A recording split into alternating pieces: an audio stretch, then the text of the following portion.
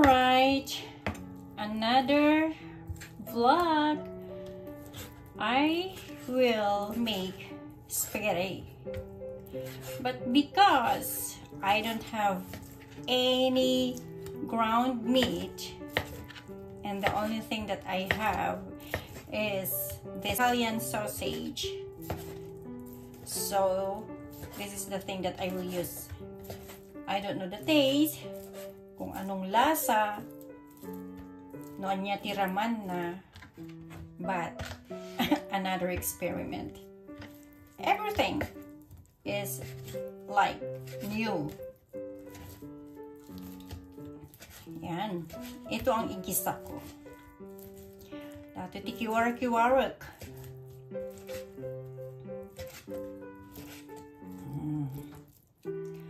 Yan. Ilagay natin sa kawali. Okay. We will just wait until this meat will produce oil, and that's what we're gonna use to saute the garlic and onion. So yan.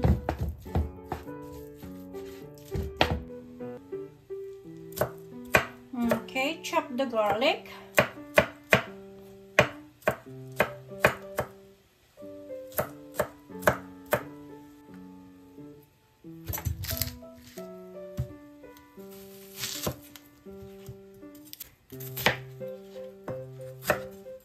Onion.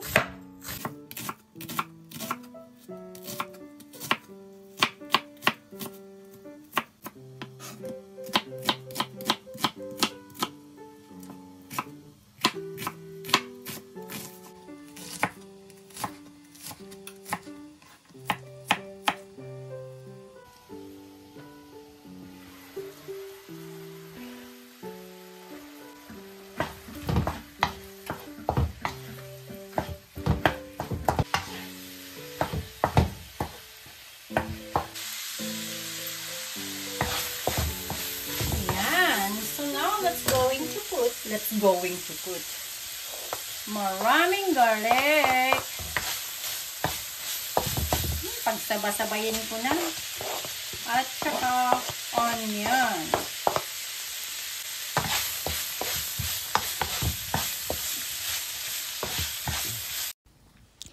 So ayan, lagyan natin ng sauce. This is Filipino sauce. Del Monte, pero dahil ayaw ko ng matamis, lagyan natin ng maasim, which is Italian and Filipino naman ang ating recipe. Last time na nagluto ako ng spaghetti is Canadian Filipino. Now it's Italian Filipino sauce spaghetti, because ang gamit nga sausage, and then ang sauce ay Italian sauce at saka Filipino sauce. So mix of Italian and Filipino. So, haluin lang natin, takpan natin, but every 3 minutes, we have to open and kiwar-kiwarin, because pag hindi yan nahalo-halo, didikit sa ilalim. And of course, lagyan ng pamienta para mas masarap. Okay, takpan natin.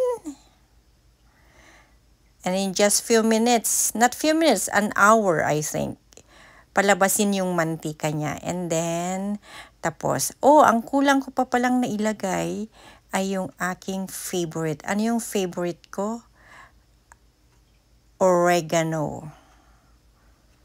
We have to put lots of oregano para yun ang pampalasa or pampasarap. Actually, oregano ang parati kong ginagamit sa spaghetti para mas masarap.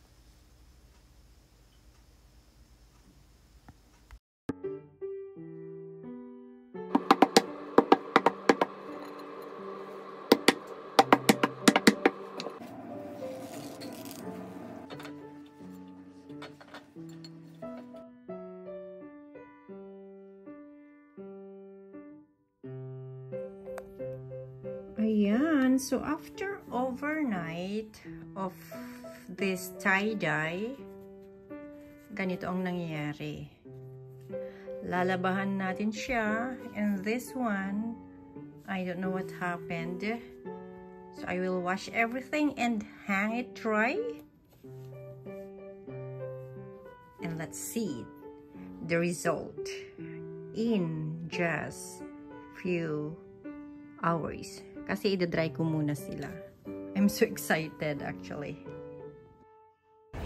So habang hinihintay yung laundry, here are some products from Japan na dala ni Puma. Tarte daw.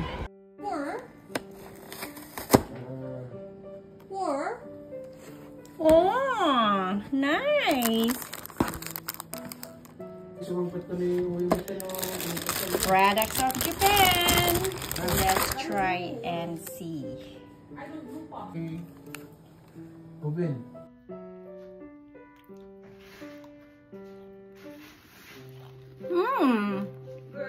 Yummy. Manamis-namis yung crunchy, anong tawag doon? Crunchy strawberry from Japan. Anyways, nandito na ako sa laundry room.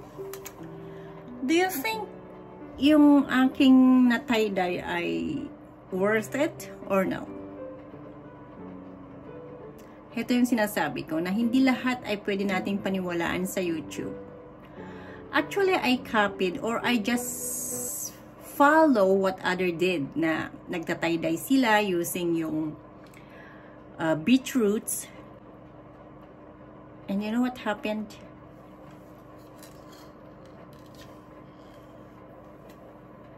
Bumalik sa white. Meron lang dumi kunti. Yung purplicious, maroon, ay naging dumi. See, ginaya ko lang yan sa mga nagtatay-dye using beetroots. Pero at the end, hindi pala totoo. Kaya either for conclude na hindi lahat ng experiment or hindi lahat ng napapanood natin sa YouTube ay totoo. And this is the outcome, yung mga ginawa ko. Na ang ganda-ganda. Excited pa naman ako na makakita ng aking na tie-dye. Pero wala. O yan, yung 3 piraso.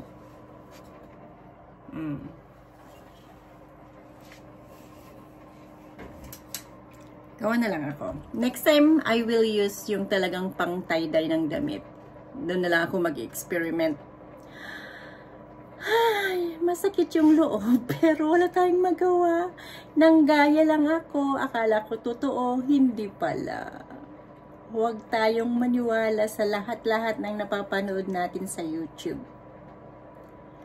Kaya maraming fake news talaga. But this one, it's not fake news. Pinakita ko lang yung totoong nangyari. Anyways, bye-bye everyone. See you again next time. Thank you again for watching and please don't forget to subscribe kay LL Kids. Bye-bye!